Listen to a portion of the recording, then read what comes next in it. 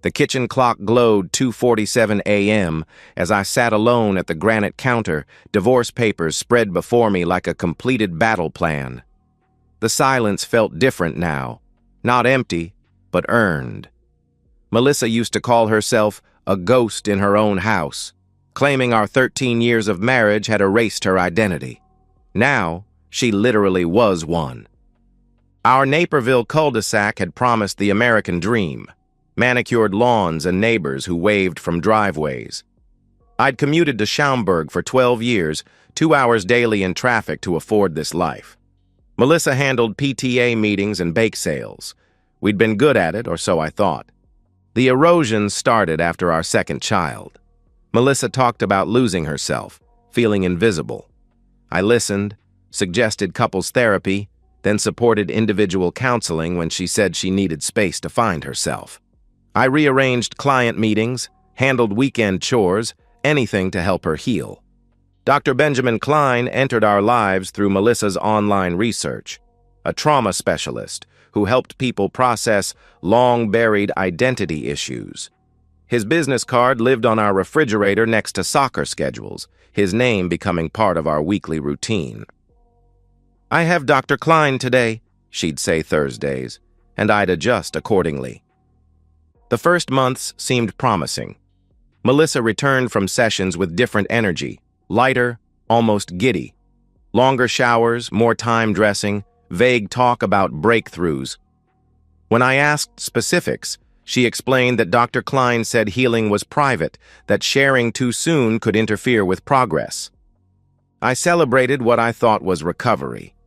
My wife was smiling, laughing at jokes, even initiating intimacy occasionally. The strange thing was how manic it felt, like performed happiness rather than genuine feeling. But I wanted to believe in healing, in second chances, in professional help. I wrote checks without question, grateful someone could reach her when I couldn't. Red flags were subtle: new perfume for confidence, texts saying sessions ran long, that Dr. Klein was making real progress, the way she'd hum after therapy days, carrying secret songs. Most telling was how she quoted Klein's insights like revelations, his thoughts on marriage, theories about growth, advice about authenticity. I ignored these signs because I wanted to believe our story. I was the dutiful husband who'd found help for his struggling wife. She was courageously doing healing work. Dr. Klein was the skilled professional guiding her back to wholeness. It was beautiful, and I clung to it even as evidence mounted that something else was happening. The final irony hit me with those divorce papers. I'd paid for every session that destroyed our marriage. I'd rearranged my life to facilitate my own betrayal. I'd celebrated my wife's transformation without realizing she was transforming into someone else's lover, using therapeutic language to justify the unjustifiable, all funded with money I earned during those long commutes that kept me conveniently away from the truth unfolding in Dr. Klein's office. The discovery came on a Tuesday evening wrapped in mundane family chaos. 10-year-old Jake needed the iPad for his Illinois history project about Native American settlements. Melissa was making chicken parmesan, filling the house with herbs and melted cheese. 8-year-old Emma practiced piano, her halting Für Elise, providing soundtrack to what should have been ordinary family life. I was helping Jake research when the iPad synced to Melissa's iCloud, something that happened occasionally when devices crossed signals. New photos appeared, and I assumed it was another technical glitch. Our tablets often shared images unexpectedly. Then I saw it. Time-stamped from Thursday afternoon. The same Thursday, Melissa texted about Dr. Klein's session running long, when I'd handled school pickup and started dinner because she was working through a breakthrough. In the photo, Melissa stood in a downtown Aurora hotel mirror, wearing black lingerie I'd never seen. Behind her, shirtless and intimate, stood Dr. Benjamin Klein. The feeling was immediate and physical, like swallowing broken glass while drowning. My hands went numb. Normal family sounds continued around me, but I felt separated from it all, viewing our life through thick glass. I memorized every detail: the hotel's burgundy wallpaper, champagne on the nightstand, Melissa's possessive hand on Klein's shoulder, wedding ring visible. Her expression wasn't tentative rediscovery, it was confident betrayal. My mind calculated immediately. How many Thursday sessions? At least 20 over 5 months. How much per session? $160. How many rearranged client meetings for school pickup? How many conversations about her progress filled with elaborate lies about processing trauma and rebuilding authentic self? The devastating part wasn't sexual betrayal. It was realizing every conversation about healing had been performance. When she'd described Dr. Klein's insights helping her understand her authentic self, she'd been describing adultery in therapeutic language. When she'd explained healing required safe spaces and professional boundaries, she'd been establishing affair rules under mental health treatment guise. I sat there while my son researched beside me and my wife cooked in the next room. The juxtaposition was surreal, life's most normal moment occurring with its complete destruction. Jake asked about settlements, and I heard myself respond normally, helping him navigate websites. Functioning while everything collapsed felt like an out-of-body experience. I was performing father and husband while my identity dissolved. I quietly closed the iPad and finished homework help. At dinner, I complimented Melissa's cooking while she described her productive session with Dr. Klein, nodding supportively while knowing exactly what productivity meant. Internally, something fundamental shifted. The hopeful husband was gone, replaced by someone who understood hope was a luxury I couldn't afford. Tucking my children into bed that night, I made the decision that would define everything. I wouldn't confront Melissa until I had everything needed to win. The transformation from betrayed husband to methodical investigator happened overnight. By Wednesday morning, I was researching private investigators during lunch breaks, using incognito browsers with the precision of someone who'd learned trust was liability. A former colleague had mentioned Russ Karpinski, an ex-cop who specialized in delicate situations requiring documentation. I met Russ at a Schaumburg Denny's Saturday morning. He was exactly Central Casting would order, gruff, weathered, possessed of cynicism from seeing humanity's worst professionally. When I explained the situation, showing the iPad photo I'd transferred to secure email, he didn't blink. "Therapist banging his patient," he said, stirring sugar into coffee strong enough to dissolve metal. "Classic boundary violation. Your wife's not the first to confuse healing with screwing. Klein's definitely not the first shrink taking advantage. What do you want accomplished?" I wanted everything. Documentation of the affair, evidence of Klein's ethical violations, timeline proving pattern and intent, financial records showing how I'd unknowingly funded their relationship.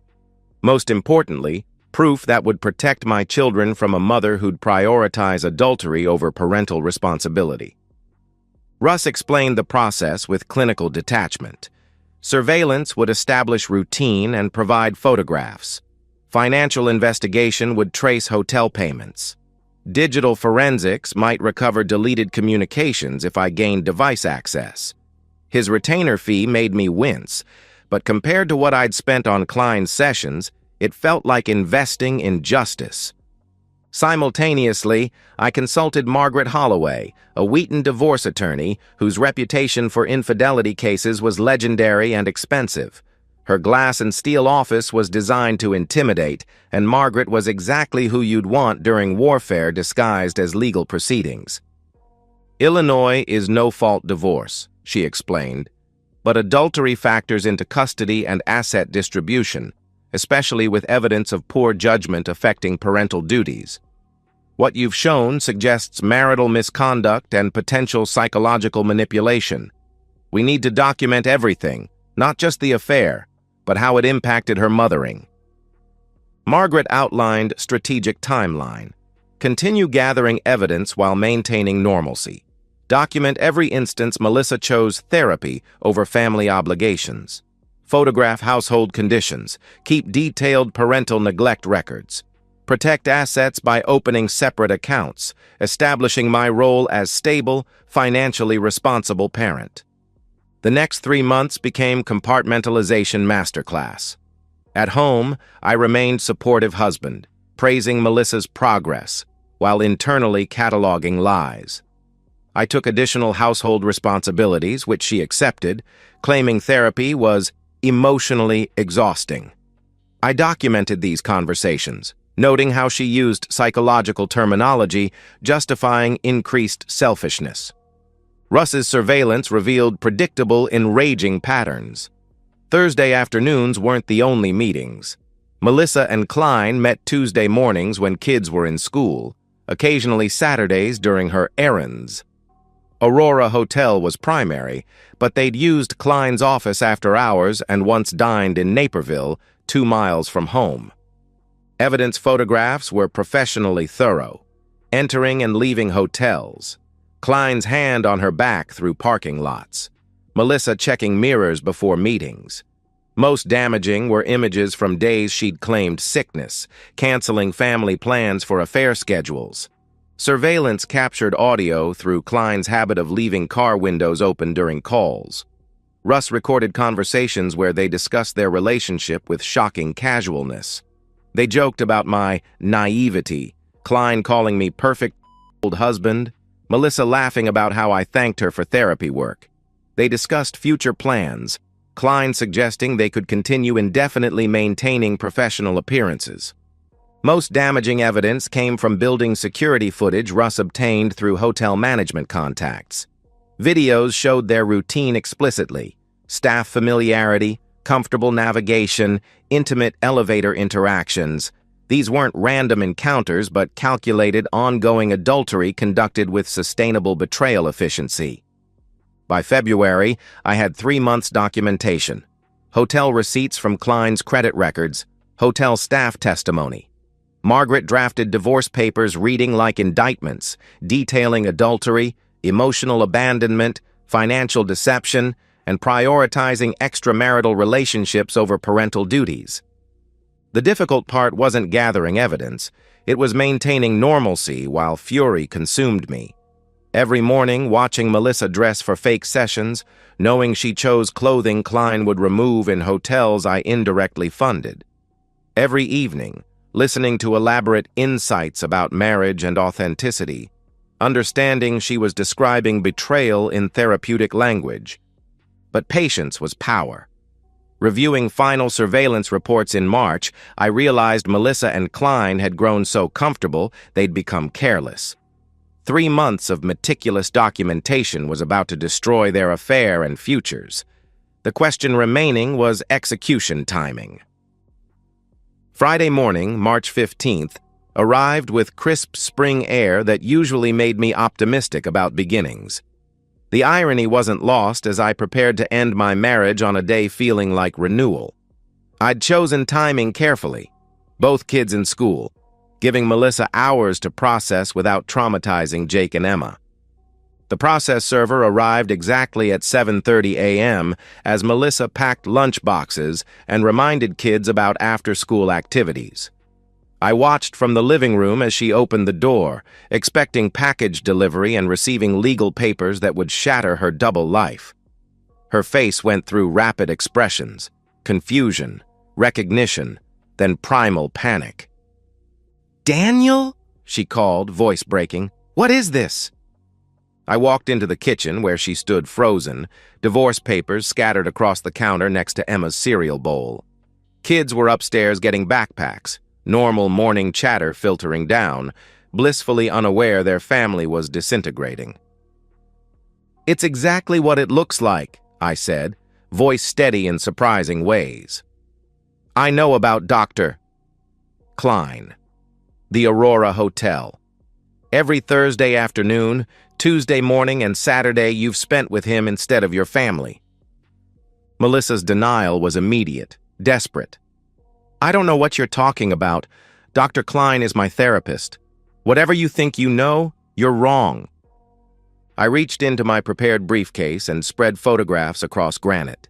Melissa and Klein entering hotels, in restaurant windows, her lingerie mirror selfie, hotel receipts with therapy appointment timestamps, security footage, stills showing elevator intimacy. Evidence was overwhelming, undeniable. Melissa stared at photographs like stranger images, shaking her head. How long have you known? October 8th, 5 months, 2 weeks, 3 days. My precision seemed to shatter something inside her.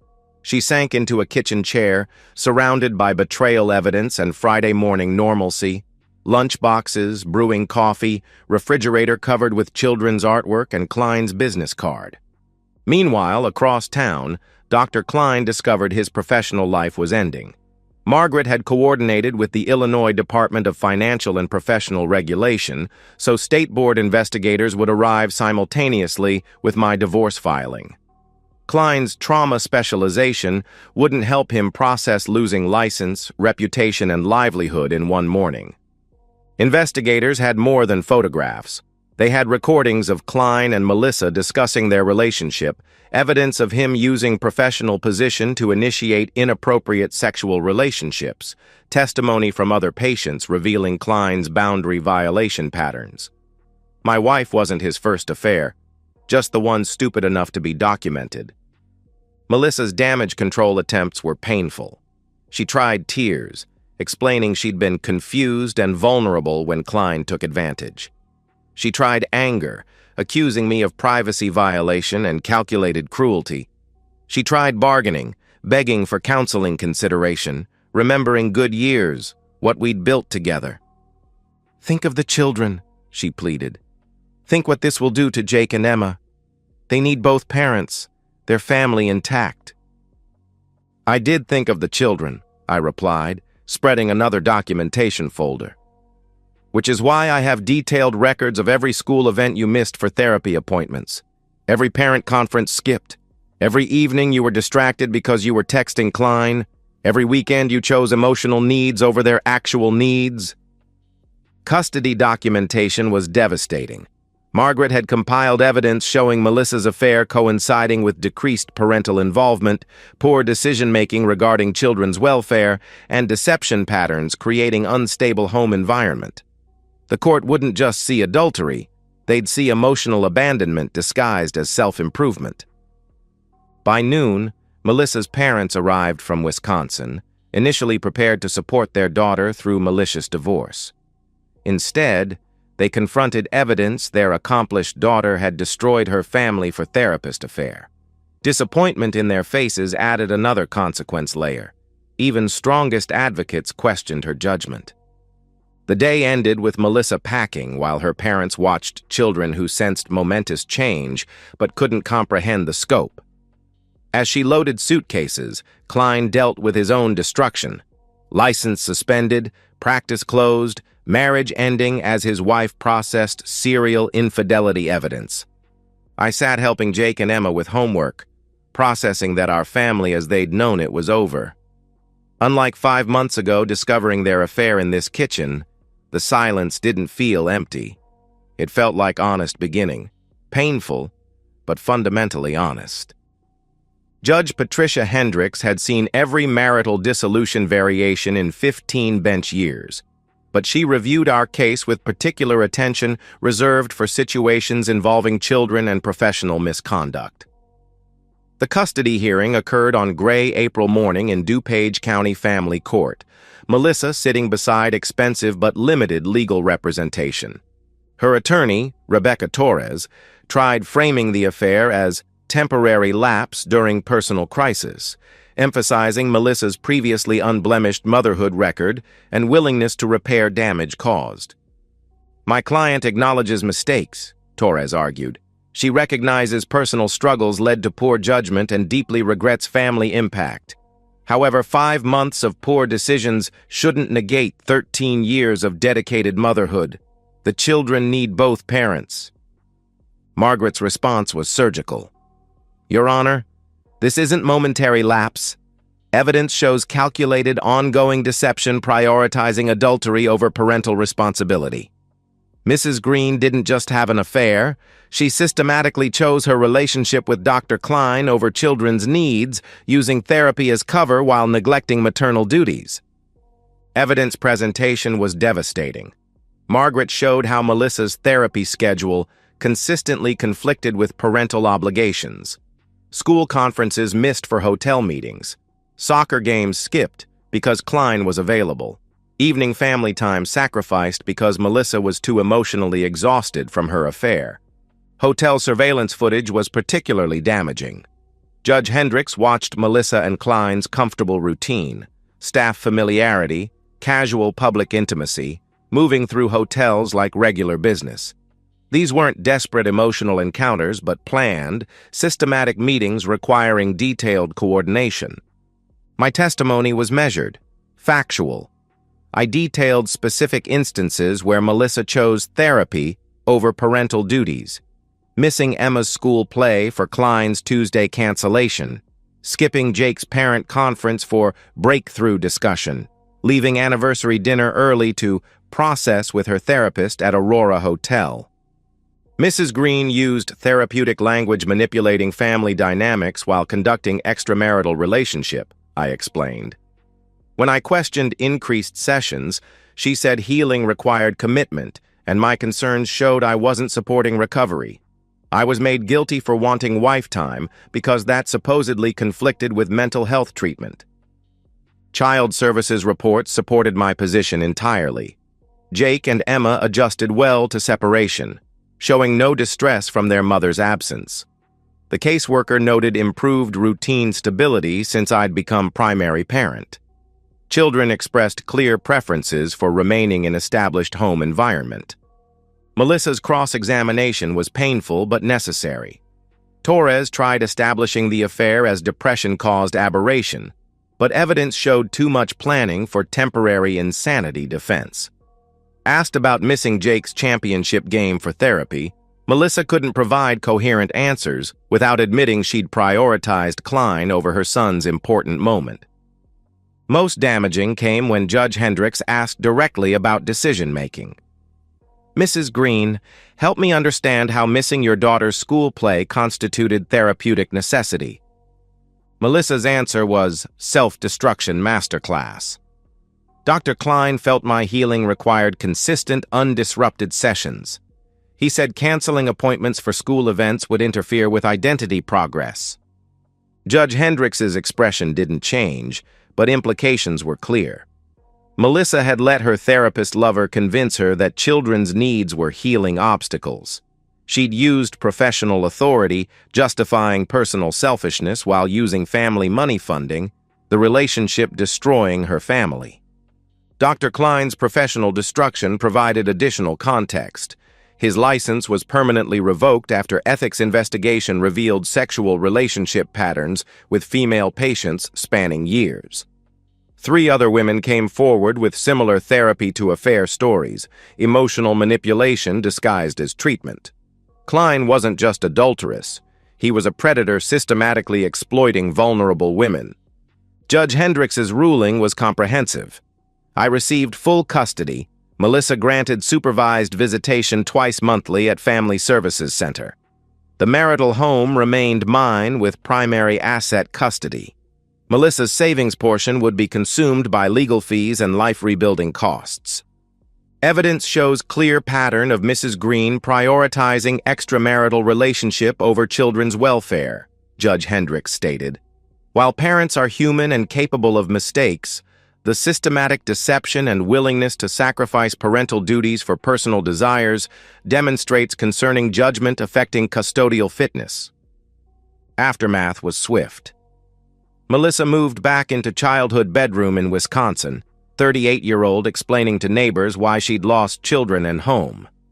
Klein faced malpractice suits and relocated where reputation hadn't caught up. His marriage ended when his wife discovered serial infidelity scope. Financial destruction was equally complete. Legal fees consumed most of Melissa's asset share, leaving her dependent on parents who daily reminded her of poor choices. Aurora Hotel provided detailed billing records showing hundreds of Klein credit charges, demonstrating calculated affair nature. Every romantic dinner, champagne toast, luxury amenity was documented as evidence of priorities excluding children. Standing in my kitchen after final court date, I felt complex satisfaction of precision-served justice. House silence was different. Not hollow abandonment, quiet, but peaceful honesty, stillness. I'd lost my marriage but saved my children from a mother who'd proven capable of sacrificing their welfare for desires. 6 months after custody hearing, I stood on Jake's Saturday soccer game sideline, holding Emma's hand while she cheered with 8-year-old enthusiasm. October air was crisp. Sunshine felt like blessing on our family's new version. I was no longer the father rushing from work to make games. I was primary parent whose schedule revolved around children's needs. Single parenthood required different energy, more patience, better organization, ability to be both parents when situations demanded. But there was deep satisfaction in routine predictability, interaction honesty, and knowing every decision put Jake and Emma first. I'd begun dating tentatively, coffee meetings during school hours, careful conversations with women understanding my kids were priority. Betrayal experience taught me to value transparency above all. I asked direct questions about expectations, past relationships, future goals with frankness. Some found refreshing, others intimidating. Either reaction told me what I needed. Melissa's supervised visits occurred twice monthly at DuPage County Family Services, sterile meetings under social worker documentation. Children approached sessions with polite distance usually reserved for distant relatives, dutiful but not enthusiastic. They'd learned to see their mother as someone visiting rather than living in their lives. Melissa's relationship rebuilding attempts were awkward affairs, with forced enthusiasm and desperate questions about school, friends, activities she no longer understood context for. She'd bring elaborate gifts sitting unopened for weeks, plan activities kids had outgrown, make promises about future involvement everyone knew she couldn't keep from parents' Wisconsin house. Most telling moment came during September visit when Emma skinned her knee on playground equipment. Melissa's first instinct was looking for adults to handle situation, while Emma looked directly at me with child confidence, knowing exactly who would fix things. Social worker noted the interaction, another data point in ongoing parental relationship assessment. Dr. Klein's destruction was complete and public. Local newspapers covered license revocation extensively, former patients sharing manipulation and abuse stories, painting systematic predatory behavior picture. He'd lost practice, marriage, reputation so thoroughly that even moving states hadn't provided hoped-for fresh starts. Financial recovery took longer but was essentially complete. The house felt like ours in ways it never had when Melissa's emotional absence haunted every room. Jake and Emma redecorated bedrooms, chose new traditions, established weekend routines reflecting actual interests rather than their mother's need to appear engaged. Most evenings ended the same. Homework at kitchen table where I'd discovered Melissa's betrayal, dinner conversations about school and friends, bedtime routines in rooms holding only honest memories.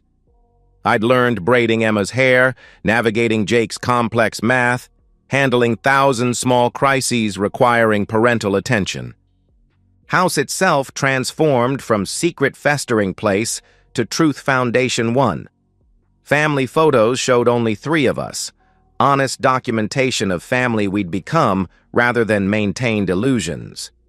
Refrigerator held school schedules, pizza menus, emergency contacts, practical life documentation built on reality rather than deception. Standing in my bedroom each night, I'd close doors on space once holding marriage artifacts built on lies. Wedding photos including woman performing love while planning betrayal, anniversary gifts bought while she established double life, decorative items creating happiness illusions where honesty was absent. Now, tucking Jake and Emma into beds and home unquestionably theirs, I understood that while I couldn't save marriage, I'd successfully protected life's most important parts. Children who fell asleep knowing their father would be there mornings, ready for whatever next day brought. House sheltering honesty instead of harboring deception. Future built on truth rather than beautiful lies collapsing under reality's weight. And so, we've reached the end of today's story. Was it what you expected, or did it take a twist you didn't see coming? I'm curious to hear your thoughts. Share them in the comments below, and let's get a conversation going. If this story kept you hooked, make sure to hit that like button. And if you're new here or just haven't subscribed yet, now's the perfect time to join our community. I bring you fresh, captivating stories every day, so click that subscribe button and turn on notifications so you never miss out. Thanks for watching, and I'll see you in the next one.